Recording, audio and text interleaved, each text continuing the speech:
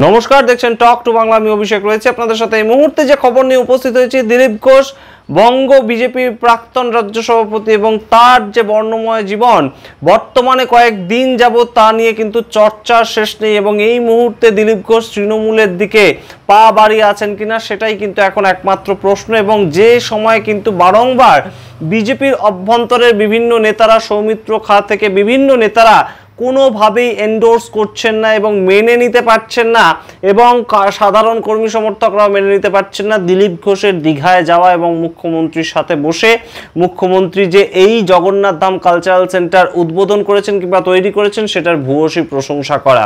সুতরাং সেই নিয়ে কিন্তু একটা তফাৎ তৈরি হয়েছে দিলীপ ঘোষের সঙ্গে বঙ্গ বিজেপির, এবং সেই নিয়ে কিন্তু কোনোভাবেই মন্তব্য করতে চাইছেন না একদম বিরোধী দলনেতা শুভেন্দু অধিকারী।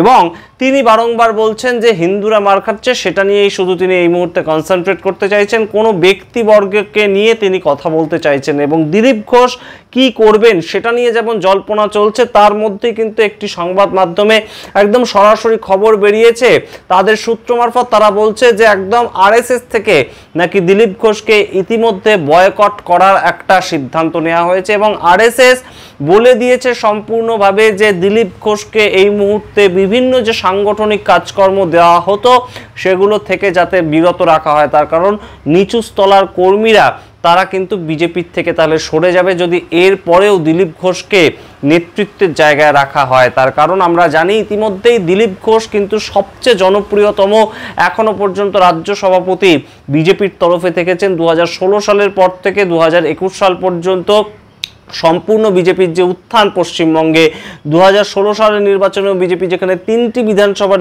সিট পেয়েছিল, সেখানে 2019 সালের নির্বাচনে আমরা দেখলাম একটা ব্যাপক ব্যবধান হলো এবং প্রায় একদম তৃণমূল কংগ্রেসকে কিন্তু টক্কর দিয়ে দিয়েছিল বিজেপি এবং 22টি সিট পেয়েছিল তৃণমূল কংগ্রেস, 18টি সিট পেয়েছিল বিজেপি।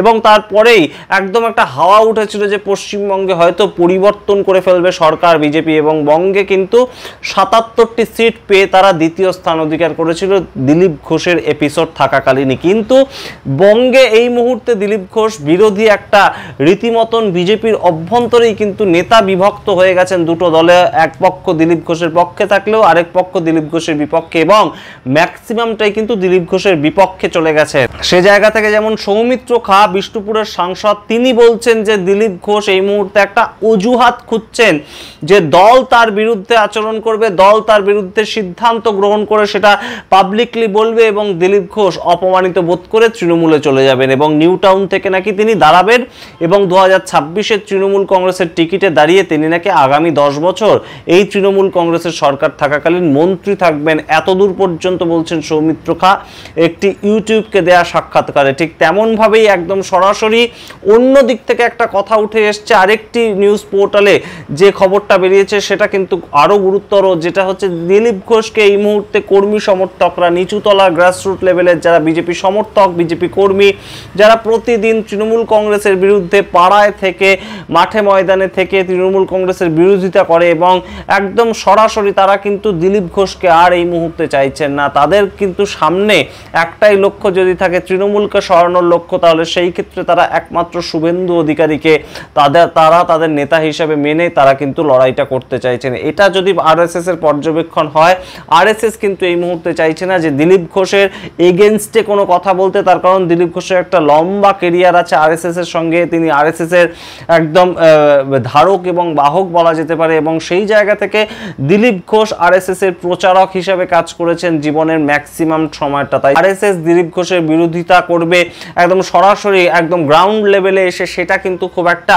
বাস্তবসম্মত নয়। এবং সেই জায়গা থেকে আরএসএস এর যেটা এই মুহূর্তে সিদ্ধান্ত আমরাও শুনতে পাচ্ছি সূত্র মারফত, সেটা কিন্তু একদম সরাসরি দিলীপ ঘোষকে আপাতত সাইলেন্ট পজিশনে রাখা হোক। দিলীপ ঘোষকে দিয়ে খুব বেশি পার্টির কাজ এই মুহূর্তে যখন বাজার এই ধরনের গরম আছে তখন করানো যাবে না, বরঞ্চ তার থেকে কয়েক মাস দিলীপ ঘোষ নিজের মতন থাকুন। 2026-এ একদম ইলেকশন সামনে চলে আসবে, তখন আবার দিলীপ ঘোষকে বাজারে নামানো হবে একদম সরাসরি দেওয়ার জন্য। সুতরাং বুঝতেই পারছেন এই মুহূর্তে দিলীপ বিড়ম্বনা কিন্তু বিজেপির অন্যতম একটা আভ্যন্তরীণ কাটা, যেটা কিন্তু রাজনৈতিক ক্ষেত্রে তৃণমূল কংগ্রেস কিংবা সিপিআইএম কংগ্রেসের সঙ্গে বিজেপি যেভাবে লড়াইটা করছে সেইটার থেকেও একটা বড় একটা গুরুতর ফ্যাক্টর হয়ে দাঁড়াচ্ছে। তার কারণ এইটা কিন্তু অন্য কোনো ব্যক্তির বিরুদ্ধে নামটা উঠছে না, নামটা কিন্তু বিভিন্ন সময় আমরা দেখেছি যে বিজেপির থেকে ছেড়ে অনেকেই আবার তৃণমূলে চলে গিয়েছেন, তাতে বিজেপির খুব একটা যে রাজনৈতিক ছক পরিবর্তন হয়ে গিয়েছে তেমন কিন্তু ঘটনা ঘটেনি। আমরা দেখেছি এরকম ঘটনা যে অর্জুন সিং একসময় বিজেপিতে ছিলেন, বিজেপির টিকিটে এমপি হয়েছিলেন, তারপর আবার তৃণমূলে চলে গিয়েছিলেন, তখন কিন্তু এরকম গেল রব ওঠেনি।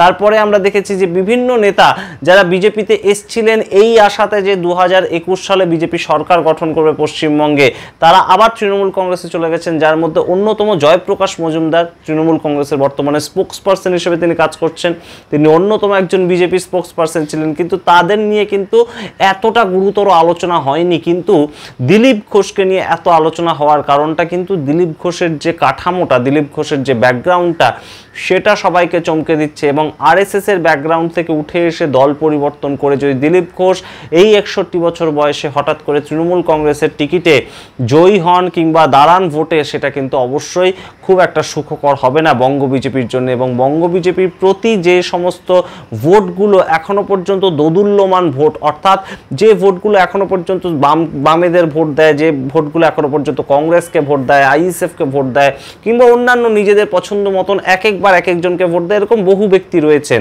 এবং তারা কিন্তু এই মুহূর্তে যদি মনে করেন যে তৃণমূল কংগ্রেসের বিপরীতে একমাত্র শক্তি হিসেবে কিন্তু বিজেপিকে ভোটটা দেওয়াই ভালো, তার কারণ আমার ভোটটা তাহলে অন্তত নষ্ট হবে না, কোট আনকোট এমনই কথা কিন্তু ভেবে অনেকে ভোট দেন যে সিপিআইএমকে এই মুহূর্তে ভোট দিলে ভোট নষ্ট হবে, তৃণমূল কংগ্রেসকে যদি এই মুহূর্তে সরাতে পারে তাহলে একমাত্র বিজেপি সরাবে, এইটা ভেবে অনেকে ভোট দেন। আবার অনেকে অবশ্যই কমিটেড থেকে সিপিআইএম এর একদম সদস্য হিসেবে কিংবা তাদের সমর্থক হিসেবে, পার্টি দরদি হিসেবে ভোট দেন এখনো, যারা এখনো পর্যন্ত সিপিআইএম এর হয়ে ব্রিগেড ভরান।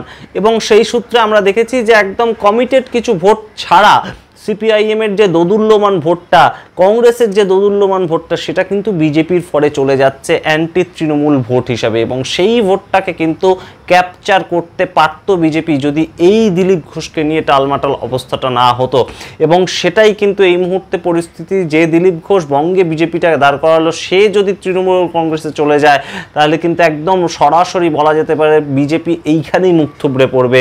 এবং যে মুখ থুবড়ে পড়বে সেটা কিন্তু খুব সহজ হবে না বিজেপির পক্ষে উঠে দাঁড়ানোটা। তার কারণ Dilip Ghosh is equal to বঙ্গ বিজেপিটা কিন্তু এক সময় মানুষজন মনে করতেন। এবং যে সমস্ত বিজেপি হঠাৎ করে একটা জোয়ার চলে এলো, বিজেপি যত তাড়াতাড়ি পশ্চিমবঙ্গে দাঁড়িয়েছে অত তাড়াতাড়ি কিন্তু পশ্চিমবঙ্গের রাজনৈতিক পলিটিক্যাল ইতিহাসে এত তাড়াতাড়ি কোনো কিন্তু দল দাঁড়াতে পারেনি। আমরা জানি বিজেপি কিন্তু সারা জীবন ধরে ট্রাই করে গেছে, একদম 1980-84 সাল থেকে তারা ট্রাই করে গেছে বিজেপি ভোট সংখ্যা বাড়ানোর জন্য পশ্চিমবঙ্গে, কিন্তু কোনোভাবেই বাম জমানাতে কোনোভাবেই তারা দাঁত ফোটাতে পারেনি। তখন তপন শিকদার থেকে শুরু করে রাহুল সিনহার মতন ব্যক্তিত্বরা কিন্তু ছিলেন একদম বঙ্গ বিজেপির রাজ্য সভাপতি। আমরা দেখেছি তথাগত রায় ছিলেন বঙ্গ বিজেপির রাজ্য সভাপতি, কেউ কিন্তু পারেনি ভোট একদম বাঙালিকে একদম বিজেপি মুখে করানো, সেটা কিন্তু কারোর দ্বারাই সম্ভব হয়নি। যেটা কিন্তু 2016 সালে একদম ঘটনাচক্রে বিজেপিতে এই যে ভোটটা হঠাৎ করে চলে গেল, সেটা কিন্তু একদম বাম কংগ্রেসের ভোটটা গেছিল বলেই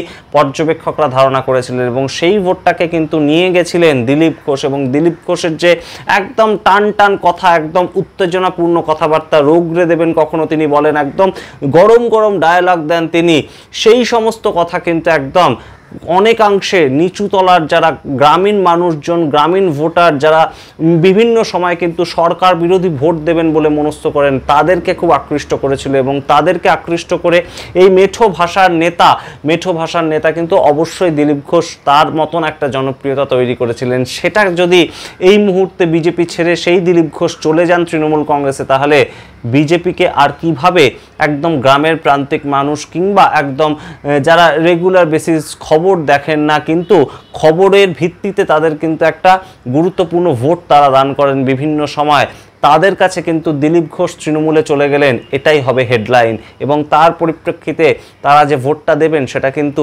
আবারও তৃণমূল কংগ্রেসের পক্ষেই হয়তো দিয়ে ফেলবেন। সুতরাং বিজেপি কিন্তু কোনোভাবেই এই মুহূর্তে চাইবে না দিলীপ ঘোষকে হারাতে, এবং তারা এই অঙ্কটা অবশ্যই কষছে, এবং তারা না কষলেও তাদের যে সংগঠন, মূল সংগঠন আরএসএস, তারা কিন্তু এই অঙ্কটা অবশ্যই ধরতে পেরেছে, এবং পর্যবেক্ষকরা মনে করছেন আরএসএস কখনোই আরএসএস পন্থী দিলীপ ঘোষকে বিজেপি ছেড়ে যেতে বাধ্য করবে না, এবং তাই জন্যেই এই মুহূর্তে আরএসএস একটা সিদ্ধান্ত নিয়েছে, কিংবা হয়তো ভেতরে ভেতরে এই সিদ্ধান্তটা চলছে যে আপাতত সাংগঠনিক কাজ থেকে দিলীপ ঘোষকে একটু সাইডলাইন করে রাখা। আমরা অবশ্যই নজর রাখবো যে দিলীপ ঘোষ একদম দল বিরোধী যে সমস্ত স্ট্যান্ড পয়েন্ট তা থাকছে বলে অভিযোগ উঠছে, দলের বিভিন্ন নেতাকে তিনি কটাক্ষ করছেন বলে অভিযোগ উঠছে, সেগুলোকে কোথাও গিয়ে সংযত করেন কিনা এবং একদম দলের কাজে মন দেন কিনা, তৃণমূল বিরোধিতার ক্ষেত্রে আবার কবে দেখতে পাওয়া যায় দিলীপ ঘোষকে, সেটা আমরা তাকিয়ে থাকব। এবং অবশ্যই আমরা কিন্তু তাকিয়ে থাকব যে দিলীপ ঘোষকে পার্টি বহিষ্কার করছে কিনা, কিংবা কোনো রকম শাস্তিমূলক পদক্ষেপ তারা নিচ্ছে কিনা, সেই সমস্ত খবরের উত্তর আমরা খোঁজ করব। আপনারা দেখতে থাকুন টক টু বাংলা। অবশ্যই টক টু বাংলার ইউটিউব চ্যানেলটিকে সাবস্ক্রাইব করবেন। ধন্যবাদ।